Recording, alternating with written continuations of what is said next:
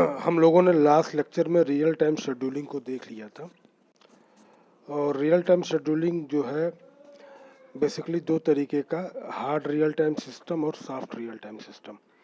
तो hard real time system में क्या है कि हम किसी प्रोसेस को अगर एग्जीक्यूट कराना चाहते हैं तो हमें दो चीज़ें बतानी है कि हमारा ये प्रोसेस किस टाइम पर एग्जीक्यूट होगा और हमको किस टाइम पर आउटपुट चाहिए।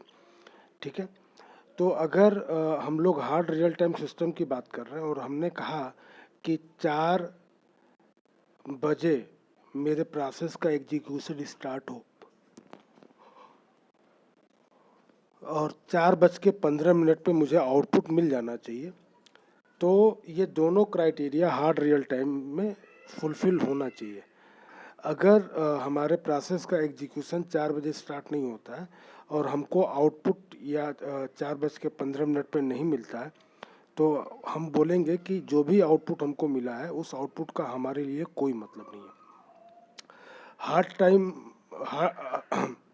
ये जो हार्ड रियल टाइम सिस्टम्स हैं इनकी ज़रूरत हमें जब हम लोग रियल टाइम में सिमुलेटर्स बनाते हैं, सिमुलेटर्स पे काम कर रहे होते हैं, तब हमको पड़ती है। अच्छा, जब हम किसी रियल टाइम एप्लीकेशन को डील करने के लिए अगर कोई हम लोग ऑपरेटिंग सिस्टम यूज़ करेंगे तो इसको हम लोग बोलेंगे रियल टाइम ऑपरेटिंग सिस्टम। मसलन हम कोई ऑटोमेटिक कार बना रहे हैं तो ऑटोमेटिक कार में कौन सा ऑपरेटिंग सिस्टम यूज़ होगा, तो हार्ड रियल टाइम सिस्टम जो है वो यूज़ होगा। ठीक है। अब देखिए एक इसका वेरिएंट आया जिसको बोलते हैं सॉफ्ट रियल टाइम सिस्टम या कंप्यूटिंग। तो यहाँ पे कहा गया कि जो हम आउटपुट के ऊपर कंस्टेंट लगा रहे हैं टाइम का, उसको हम लोग थोड़ा सा रिलैक्स करेंगे। रिलैक्स इन द सेंस कि अगर हमने कहा कि 4:15 पे मुझे आउटपुट मिलना चाहिए और अगर वो आउटपुट हमको 4:12 या 4:17 पे भी मिलता है, तो हम ये नहीं कहेंगे कि इस आउटपुट का हमारे लिए कोई मतलब नहीं है, क्योंकि उस आउटपुट को जनरेट करने में हमारे रिसोर्सेज का कंजम्पशन हुआ है। तो सॉफ्ट रियल टाइम सिस्टम यही कहता है कि जो भी हमारे रिसोर्सेज का कंजम्पशन हुआ है, ठीक है, उसको हमें आउटपुट को यूज़ करना है। टाइम में हम थोड़ी सी मोहलत दे देंगे, थोड़ा सा प्लस माइनस कर देंगे, बट हम आउटपुट को कभी भी जो है नज़रअंदाज नहीं करेंगे। अच्छा, अब ज़रा देखिए कि जब हम लोग किसी वेब पेज को ओपन करते हैं, तो वेब पेज जब भी ओपन होता है तो हम वहाँ पे जो है ना टाइम की बात नहीं कर रहे होते हैं। वहाँ पे हमारा ऑब्जेक्टिव क्या होता है कि पेज खुल जाए, हमें जो डेटा सबमिट करना है वो डेटा मेरा सबमिट हो जाए। वहाँ पे टाइम का जो है कोई नोशन नहीं आता है। तो हम लोग जनरली जो है जो भी कंप्यूटिंग करते हैं वहाँ पे रियल टाइम का कोई भी कंसेप्ट नहीं आता है। ठीक है, चलिए आगे चलते हैं। अब अगली बात आती है थ्रेड शेड्यूलिंग की। तो देखिए थ्रेड को हम लोगों ने दो तरीके से कैटेगराइज किया था।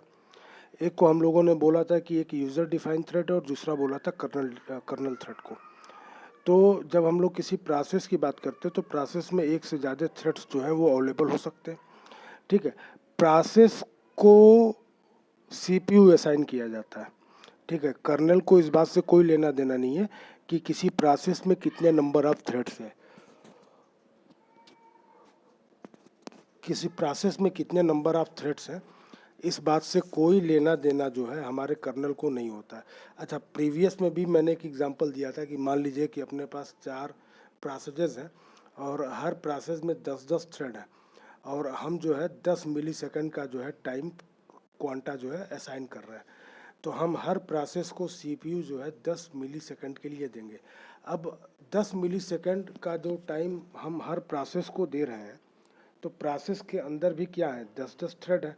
तो जो LWP है, लाइट वेट प्रोसेसर है, वो बेसिकली करेगा क्या, तो उसका काम ये होगा कि वो इस 10 मिलीसेकंड का जो टाइम है उसको अपने अलग अलग थ्रेड्स के बीच में क्या कर देगा, बांट देगा। ठीक है।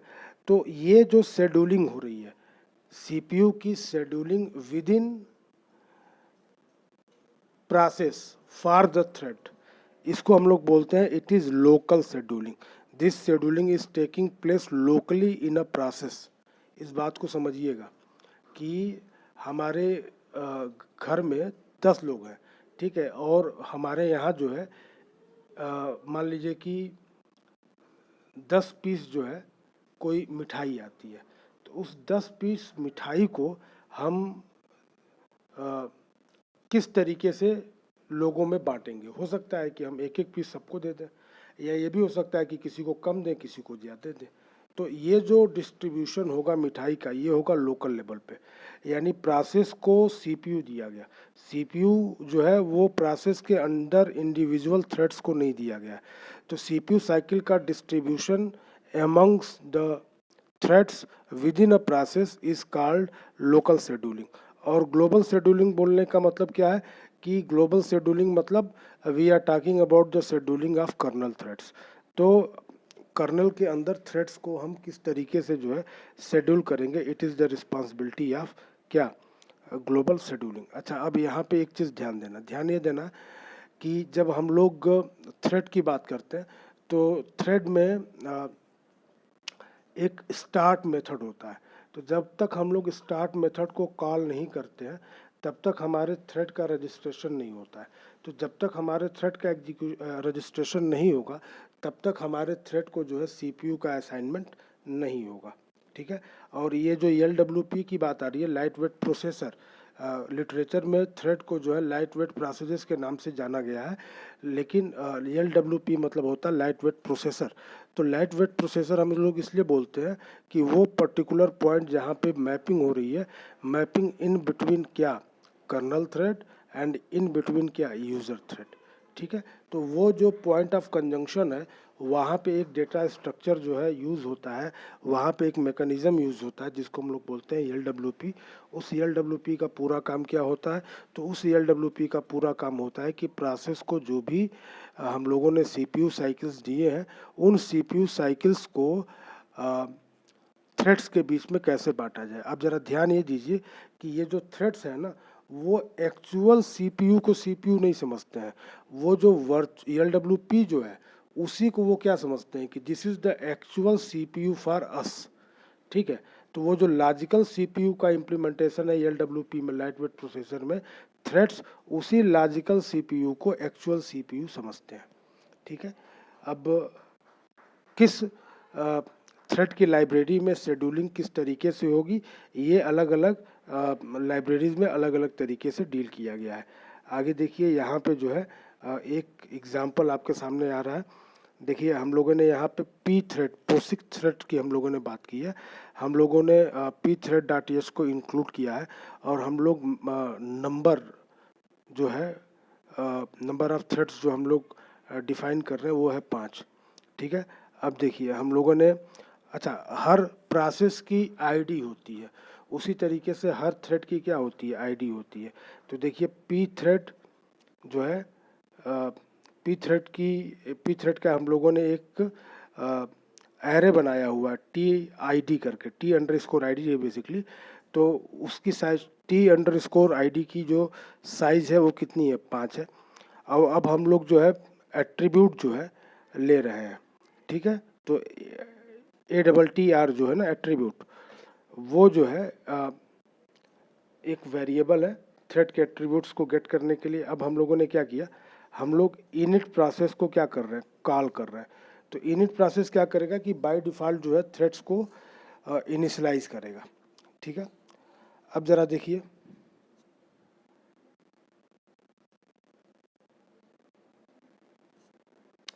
अब हम लोग थ्रेड को जो है शेड्यूल कर रहे हैं।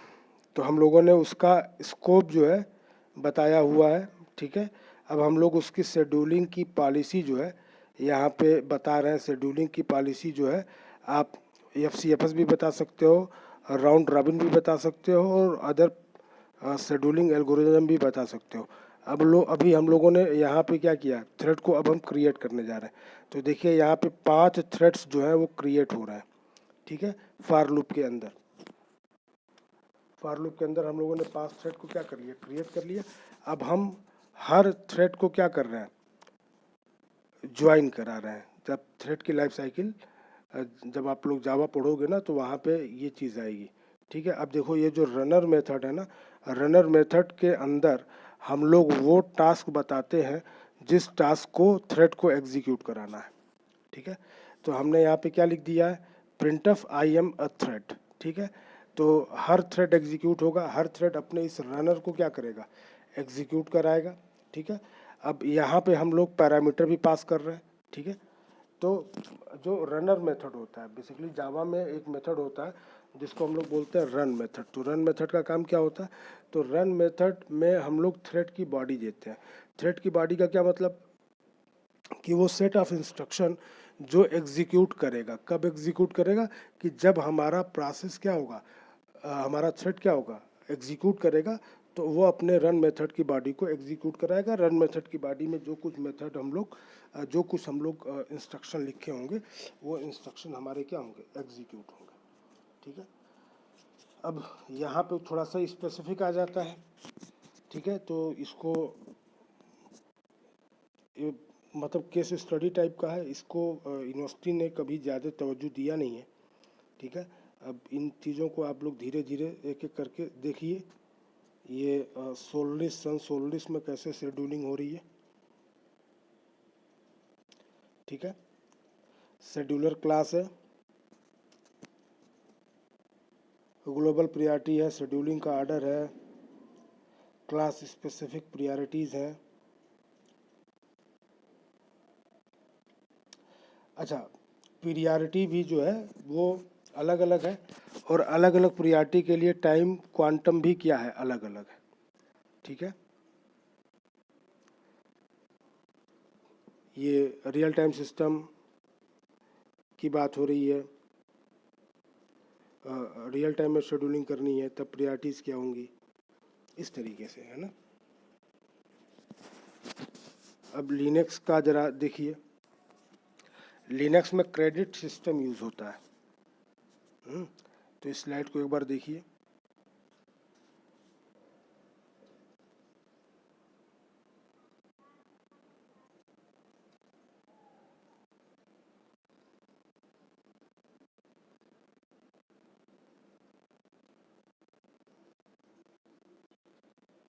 ठीक है,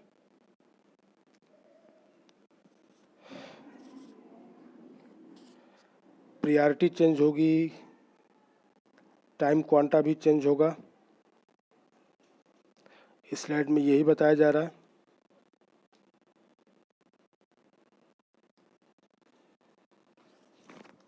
इसको देखिए आप लोग,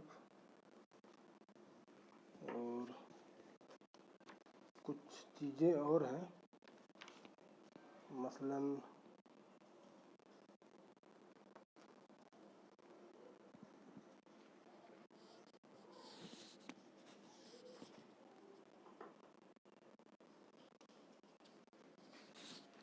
चलिए अब हम लोग थोड़ा सा डिटेल एनालिसिस कर लेते हैं शेड्यूलिंग इन लिनक्स की। ठीक है, तो शेड्यूलिंग इन लिनक्स की बात करें तो यहाँ पे दो तरीके की शेड्यूलिंग है, रियल टाइम प्रोसेसेस है। तो रियल टाइम प्रोसेसेस बोलने का मतलब क्या है कि वो प्रोसेसेस जिनका एग्जीक्यूशन रियल टाइम में होगा। तो दो टाइप से हम लोगों ने देखा था, हार्ड रियल टाइम और सॉफ्ट रियल टाइम। तो deadlines that have been has to be met, तो जो भी डेडलाइंस है उस डेडलाइन को हमें मीट आउट करना है। Should never be blocked by low priority task. ठीक है, तो कोई भी लो प्रायोरिटी टास्क से जो है रियल टाइम में किसी प्रोसेस को हम लोग ब्लॉक नहीं कर पाएंगे। ठीक है, और देखिए शेड्यूलर भी जो है ना, अगर कोई पूछे कि शेड्यूलर जो है वो कितने तरीके के होते हैं, तो देखिए तीन तरीके के शेड्यूलर होते हैं लिनक्स में। एक होता है बिग ओ ऑफ एन। ठीक है, ये लिनक्स 2.4 से लेकर लिनक्स 2.6 तक जो है यूज़ किया गया था। उसके बाद से आया big O of one scheduler.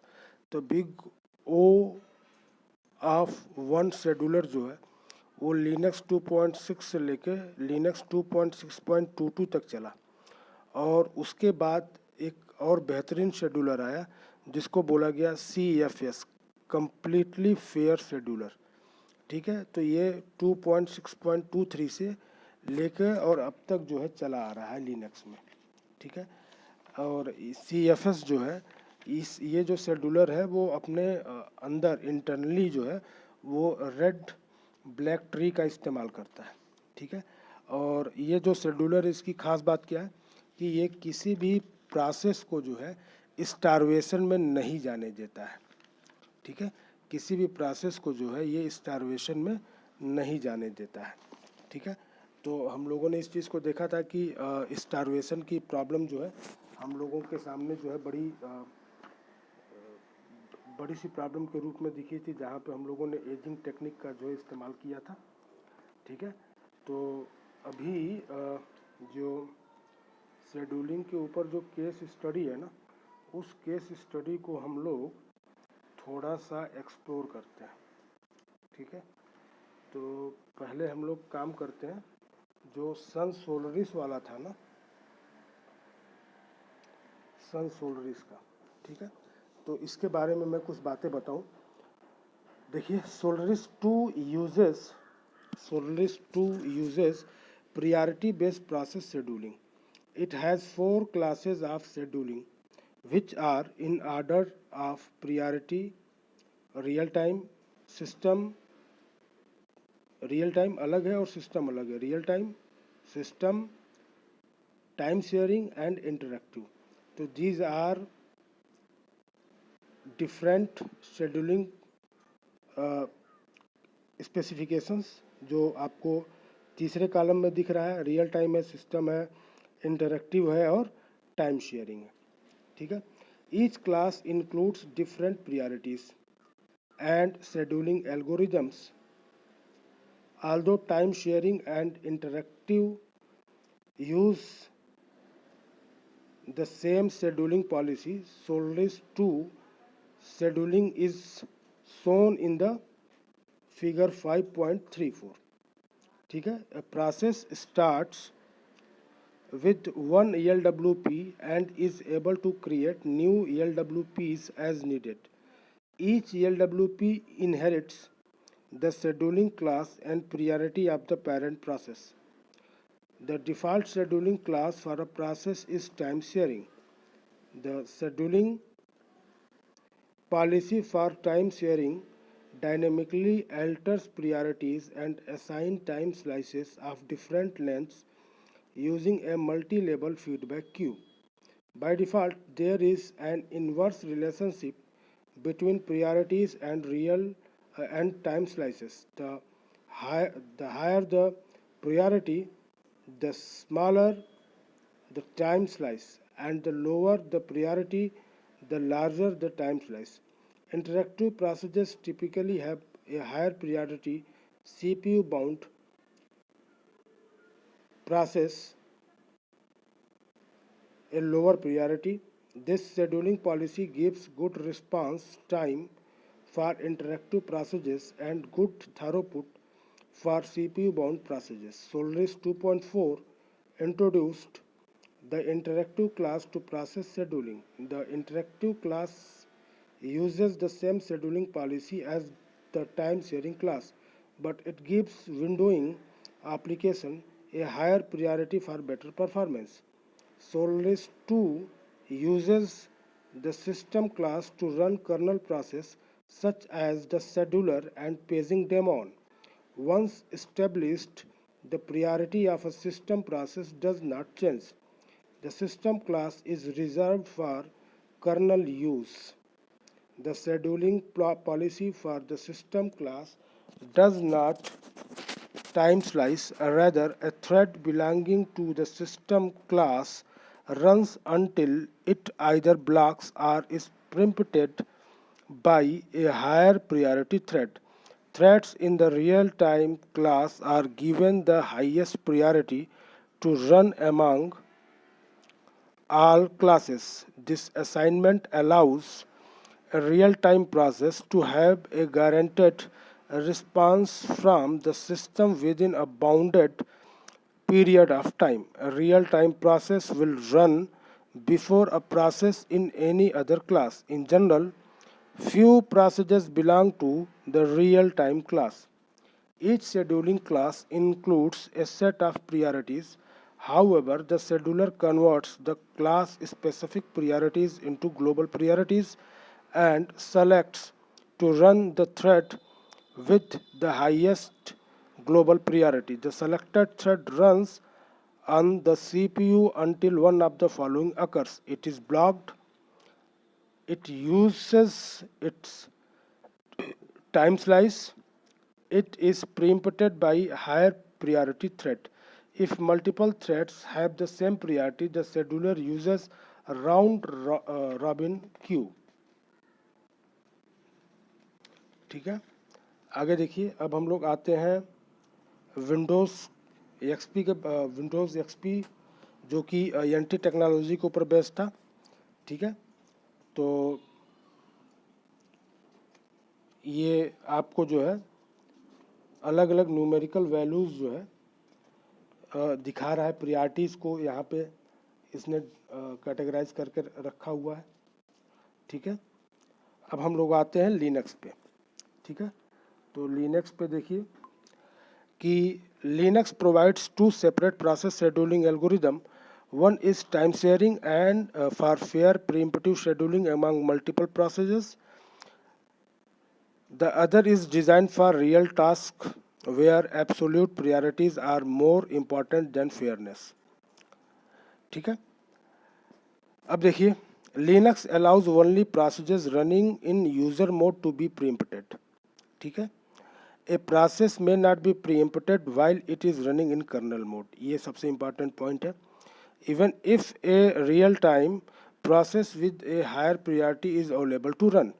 Part of every process identity is a scheduling class that defines which of these algorithm to apply to process. The scheduling class used by Linux are defined in POSIX standard. The first scheduling class is for time sharing processes. For conventional time shared process, Linux uses a prioritized credit based algorithm. Each process possesses a certain number of scheduling credit. ये जो certain number of scheduling credit है, it is by default assigned by the operating system to every processes. When a new task must be chosen to run, the process with the most credit is selected.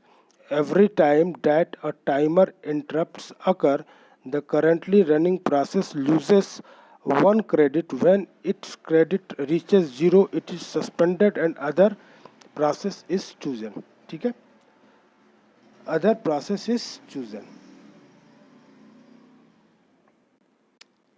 ठीक है, यहाँ पे एक formula भी यहाँ इस slide में नहीं है। चलिए आगे देखते हैं। If no runnable processes have any credit, then Linux performs a recrediting operation by adding credits to every process in the system. ठीक है, और कैसे क्रेडिट को ऐड करेगा? तो जो नया क्रेडिट असाइन होगा वो पुराना credit divide by 2 plus priority. ठीक है, this algorithm tends to mix two factors, the process history and its priority.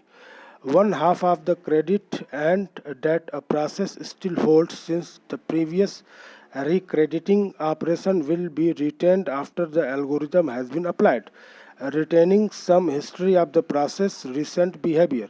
The processes that are running all the time tend to exhaust their credit rapidly, but processes that spend much of their time suspended can accumulate credits over multiple recrediting and consequently end up with a higher priority count for a recredit.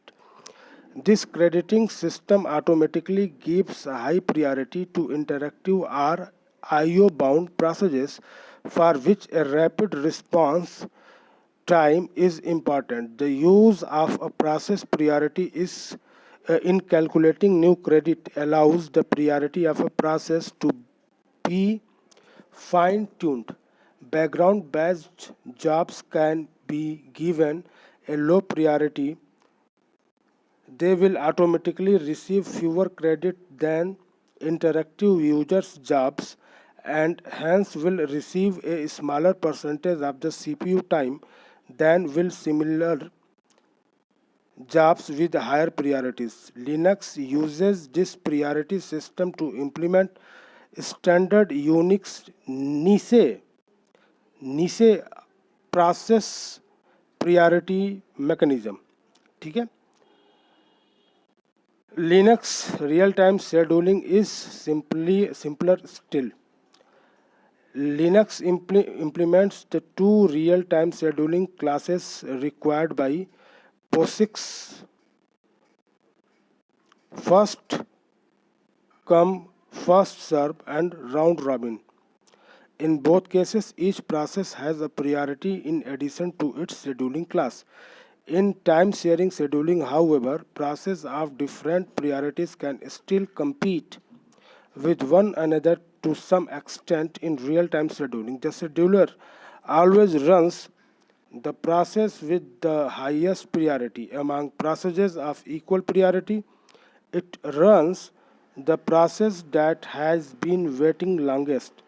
The only difference between FCFS and RR scheduling is that FCFS processes continue to run until they either exit or block, whereas a round-robin process will be preempted after a while and will be moved to the end of the scheduling queue, so round-robin processes of equal priority will automatically time share among themselves. Note that Linux real-time scheduling is soft rather than hard. ठीक है, ये बड़ा important चीज़ है. The scheduler offers strict guarantees about relative priorities of real-time processes, but the kernel does not offer any guarantee about how quickly a real-time process will be scheduled once the process becomes runnable. Remember that Linux kernel code can never be preempted by user mode. ठीक है. If an interrupt arrives that wakes up a real-time process while the kernel is already executing a system call on behalf of other process, the real-time process will just have to wait until the currently running system call completes or block. ठीक है. आगे हम लोग देखेंगे कि जब हम लोग एग्जीक्यूट कराते हैं किसी भी इंटरप्ट को, तो उस इंटरप्ट की बॉडी जो है पूरी तरीके से एक ही बार में एग्जीक्यूट नहीं होती है.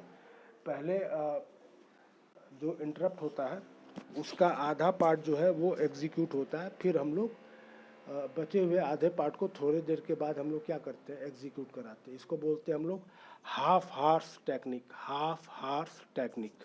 ठीक है. तो इस तरीके से जो है हम लोगों ने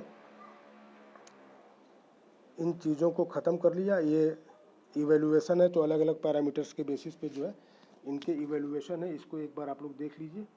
ठीक है. और अगर पूछता है कि कौन सी टेक्निक ज़्यादा बेहतरीन है, तो कोई टेक्निक ऐसी नहीं है जो हर केस में जो है एक्सेप्टेबल हो, यूनिक हो. ठीक है. तो अलग अलग ऑपरेटिंग सिस्टम अलग अलग शेड्यूलर्स का इस्तेमाल कर रहे हैं, अलग अलग तरीके का इस्तेमाल कर रहे हैं. सबके अपने अलग अलग तरीके हैं स्टारवेशन को डील करने के लिए. ठीक है. तो इन सारी चीज़ों को जानने की ज़रूरत है. और अगर न्यूमेरिकल में पूछा जाता है कि एक सीन, एक केस दे दिया जाता है और अलग अलग आपको दे दिए जाते हैं एल्गोरिदम, तो आप वहाँ पे देखेंगे कि किस जो गिवन पैरामीटर है उन गिवन पैरामीटर के बेसिस पे जहाँ पे भी रिजल्ट आपको बेहतर मिलेगा आप उसी एल्गोरिदम को बोलेंगे कि this is the best algorithm. ठीक है. बाकी कोई यूनिवर्सल क्लास नहीं है कि ये एल्गोरिदम पढ़ लीजिए और फिर आपको किसी और एल्गोरिदम को पढ़ने या जानने की ज़रूरत नहीं है. ऐसा नहीं है, परिस्थितियाँ बदलती हैं. ठीक है. और सीन जब बदल जाएगा तो फिर हमारे लिए जो है एल्गोरिदम भी क्या हो जाएंगे, चेंज हो जाएंगे. ठीक है. तो ये जो लेक्चर है इसमें आज के लिए बस इतना ही है ना. अब हम लोग आगे जो है प्रोसेस सिंक्रोनाइजेशन देखेंगे.